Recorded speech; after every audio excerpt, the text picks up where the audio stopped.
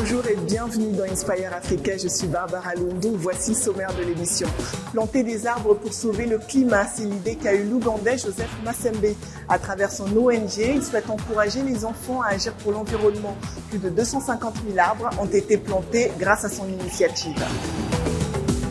Faire ses achats sur Internet est de plus en plus populaire au Sénégal. En un clic, les clients peuvent acheter des produits aux quatre coins de la planète. Les entrepreneurs y ont vu l'opportunité pour développer des entreprises de livraison. Et puis on vous présentera la réalisatrice gabonaise Samantha Bifo. À travers ses films et ses séries, elle souhaite montrer une image différente du continent africain.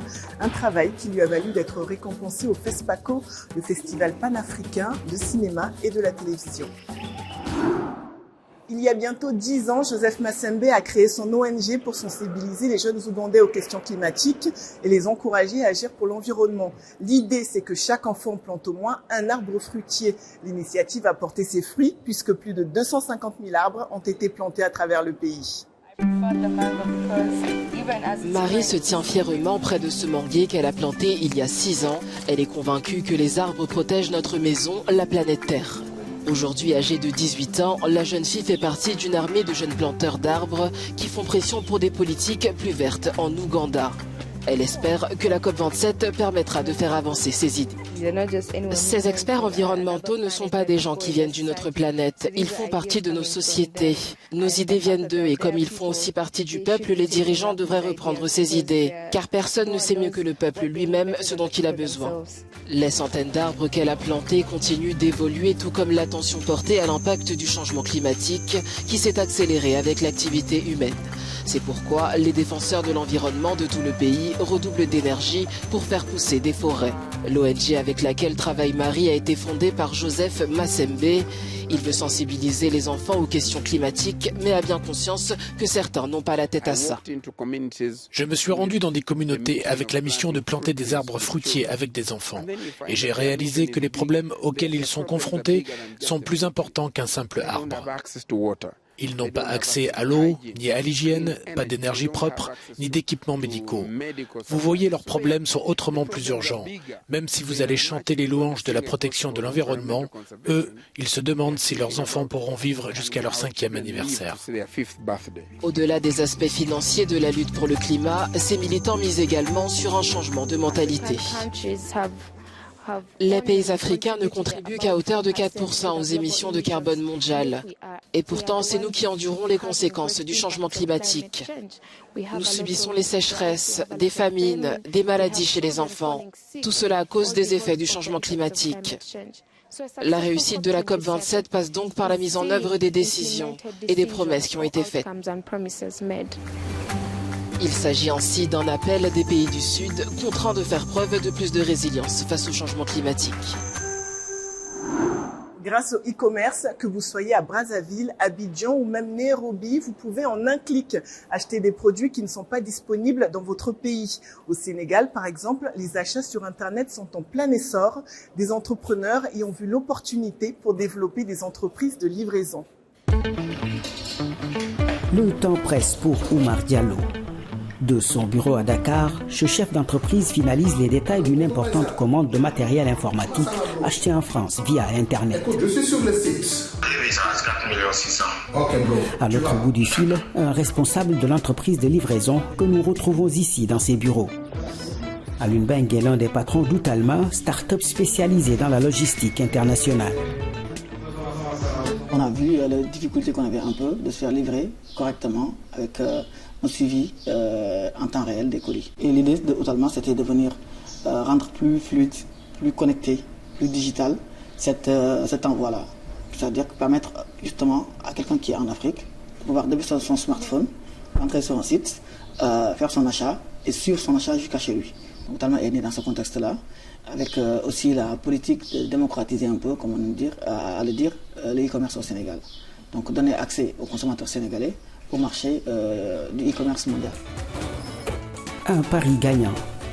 D'après les projections, l'entreprise lancée en 2016 devrait réaliser cette année un chiffre d'affaires de 400 millions de francs CFA. En raison des facilités d'accès au marché international qu'il offre, le e-commerce est une aubaine pour les entreprises locales. Et on trouve qu'il y a des avantages, il y a la rapidité, et il y a aussi la grande qualité. Il y a le respect des délais qui est important parce que si toutefois tu as un projet et que tu ne respectes pas les délais de livraison, tu peux perdre automatiquement le client. Des clients de plus en plus nombreux à opter pour le commerce électronique. D'après une étude, le Sénégal compte plus de 8 millions d'utilisateurs d'Internet. De quoi bouleverser le marché. Comparé à 5 ans, on va dire qu'en fait le climat le favorise beaucoup maintenant parce que vous savez en fait la démocratisation de l'internet mais également l'usage des smartphones, c'est des choses qui ont beaucoup favorisé aujourd'hui l'acceptation même du e-commerce. Parce que même la dame à côté, elle vend maintenant ses articles via WhatsApp ou bien via Facebook et voire même TikTok. Vous voyez, et les gens payent par mobile money. De nouvelles habitudes qui changent littéralement les codes du marché sénégalais. Mais le problème reste l'absence de données officielles pour mesurer l'impact réel du e-commerce dans l'économie du pays. La célèbre légende panafricaine de la sirène Mami Wata, c'est le thème d'une série créée par la réalisatrice gabonaise Samantha Bifo et qui lui a valu d'être récompensée au FESPACO, le festival panafricain du cinéma et de la télévision. En voici un extrait. Hollywood now, ça fait longtemps, 15 ans. Où est Paouaoré? Ça va arriver. Qu'est-ce qui s'est passé il y a 15 ans? À travers ses films et séries, Samantha Bifo souhaite raconter les histoires du continent avec un œil différent. Bonjour Samantha, alors qu'est-ce qui vous a poussé à vous attaquer au mythe de la sirène Mami Wata? Je suis une passionnée de films d'horreur, donc j'adore avoir peur. Et Mami Wata, elle me fait peur depuis que je suis toute petite. Quand je veux faire de la cinématographie au niveau du continent, au niveau du Gabon, et qu'on me parle de mythes et légendes, mais bien sûr que j'ai envie de parler tout de suite de Mami Wata. C'est comme exorciser aussi une peur. Et puis ça m'a permis aussi de l'appréhender différemment. Et tout d'un coup, le fait d'avoir des recherches et d'avoir des points de vue différents sur la question, je me suis dit ce que je pensais est peut-être le résultat d'une pensée coloniale avec l'arrivée du christianisme, des missionnaires qui étaient là pour évangéliser tout le monde, qui a traversé les âges et dont on n'a pas vraiment remis en cause. Et là, ça m'a fait de poser des questions et de voir Mami Wata sous un ordre différent.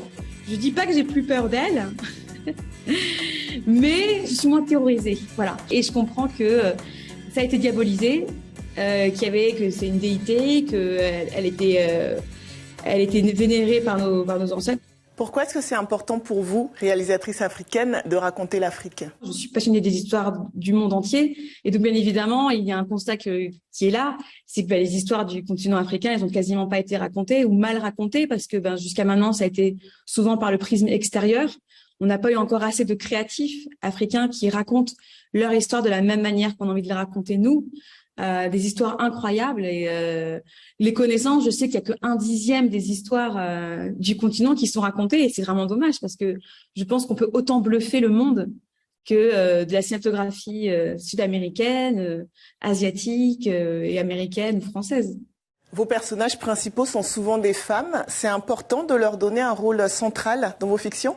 Quand je vois les mœurs et les valeurs qu'on est en train de transmettre aux jeunes femmes, je suis assez atterrée parce que je trouve qu'on fait tout pour pousser les jeunes filles dans la vénalité, dans la luxure. La femme n'est pas vraiment mise en avant, je trouve, pour les bonnes raisons. C'est vraiment passé par la séduction, par la beauté, par le corps. Et donc, c'est vrai que moi, dès que j'écris des personnages féminins, c'est vrai que je me bats pour montrer des femmes qui bossent, qui sont indépendantes et qui en ont dans la tête, quoi. Dernière question, Samantha, quelles sont vos ambitions sur le plan personnel et sur le plan professionnel? J'adorerais faire un jour un péplum sur la reine de Saba, une grande fresque historique. J'aimerais des petits garçons et des petites filles puissent voir justement l'histoire de la reine de Saba dans ce royaume africain. Et sur le plan humain, ce que je fais déjà, c'est essayer d'intégrer les femmes dans le métier. On va dire que c'est un peu plus dur sur le continent parce qu'on a ça et l'âge. Le droit d'aînesse, quand on a des vieux hommes qui ont des jeunes femmes qui sont leurs supérieurs hiérarchiques, je peux vous dire que elles en bavent et elles doivent s'accrocher pour se faire respecter. Mais je me bats pour et c'est vrai que je fais tout pour avoir des femmes dans mes équipes à des postes de responsabilité, que ce soit à la production, que ce soit à la mise en scène, que ce soit à la technique. Merci Samantha Bifo et bonne chance pour le reste de votre carrière. Merci beaucoup. C'est bientôt la fin de l'émission. J'espère que ces initiatives africaines qu'on vous a présentées vous ont inspiré. On se quitte avec les images de la semaine de la mode la plus populaire du continent, la Lagos Fashion Week, qui s'est tenue il y a quelques jours au Nigeria. Alors que ce soit à Dakar, Accra ou Johannesburg, ces Fashion Week permettent de donner une visibilité internationale aux créateurs locaux. Alors je vous laisse apprécier la créativité des stylistes africains et je vous dis à bientôt.